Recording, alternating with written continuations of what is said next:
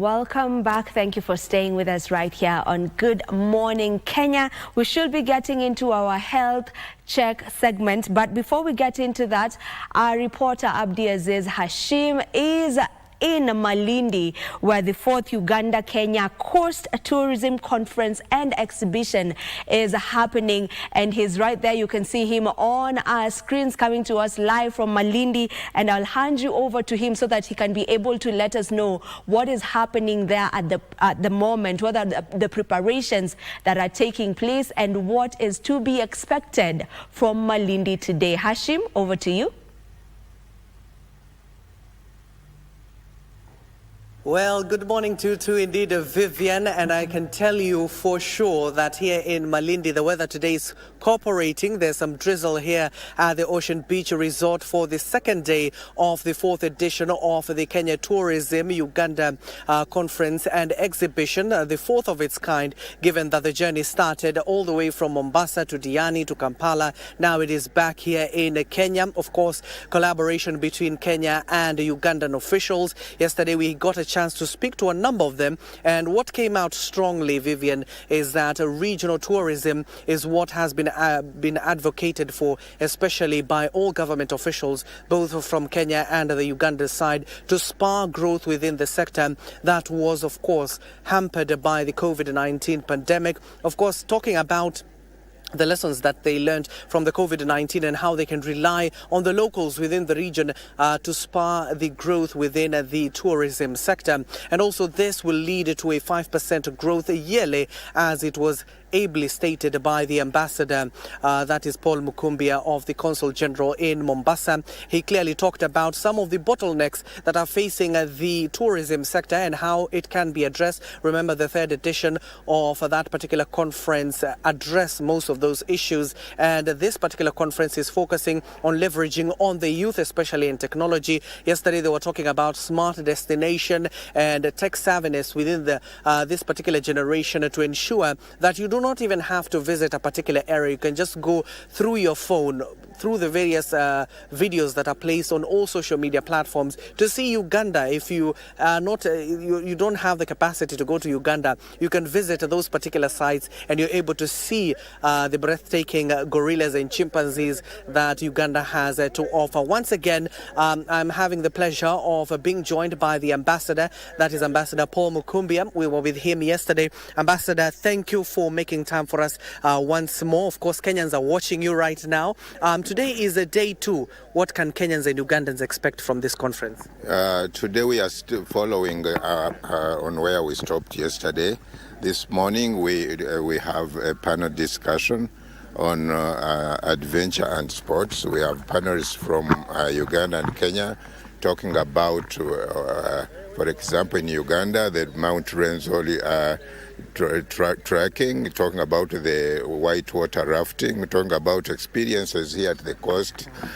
And of course, golf is also talking about how golf can help in growing the numbers. So we have that first panel, and then later we shall have a second panel on culture and heritage, which will be the end of the panel discussions before we go into the closure in the early afternoon. So this is what is going to be discussed today. Very important topics in really, if I may, adding to especially the safari tourism, bringing in culture, bringing in sports and adventure, really to have a full package, if I may. Mm-hmm. And yesterday, during the conversation on smart destination, there was a very key question that was asked by the panel members and the audience who are participating in those discussions. They were talking about you cannot replace the feeling.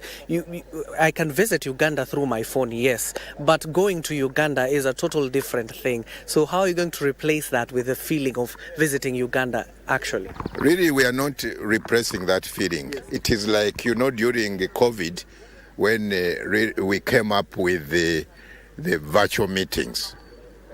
But we realized, some people thought that Corona and the onset of the use of virtual meetings was the end to tourism or to conferencing. Mm-hmm. But later we realized that you cannot repress the physical interaction with the virtual. So even when we come up with the virtual reality or virtual tourism, we are not going to do away with the physical, the traveler actually experiencing and immersing themselves. That cannot go away, and it's not about. So there should be no fears that with the advent of virtual realities, it is going to be a threat to someone going to, because, for example, you cannot virtually experience culture.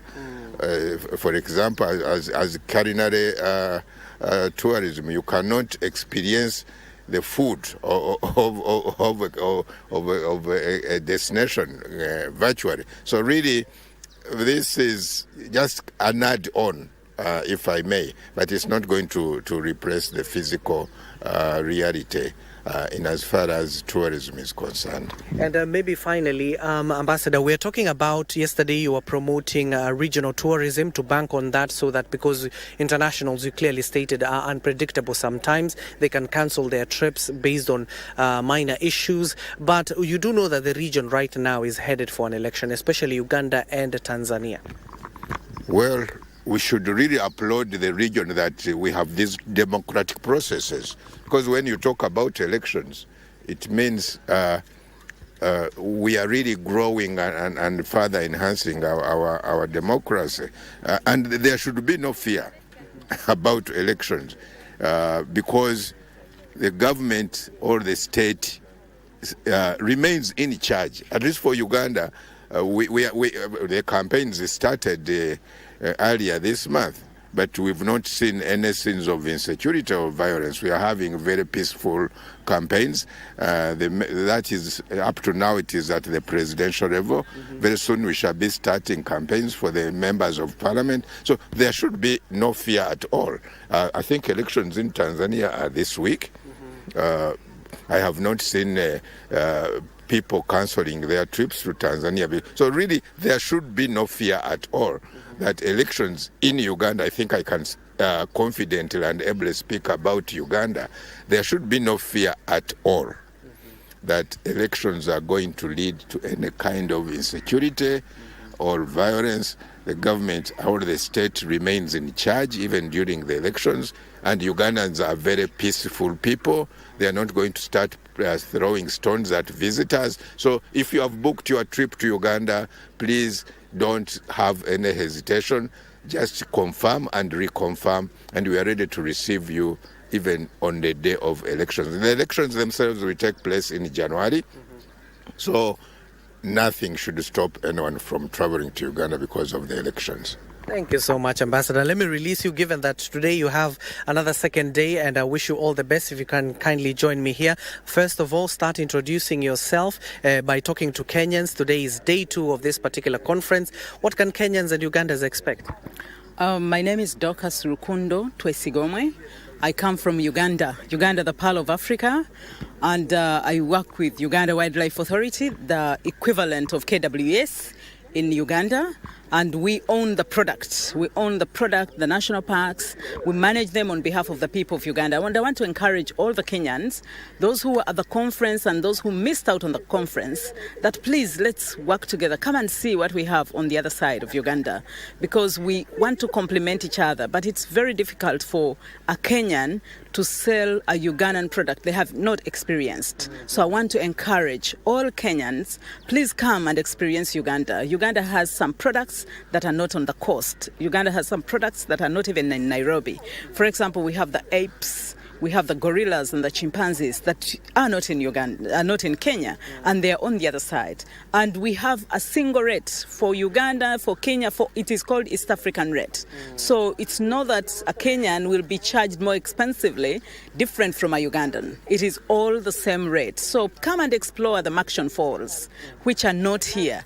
That's really my call to all Kenyans. If you come to the conference, we will be showing you live some of these products that we are showcasing in Uganda. But I want to encourage them. Come and experience the food. The food in Uganda is different from the food in Kenya.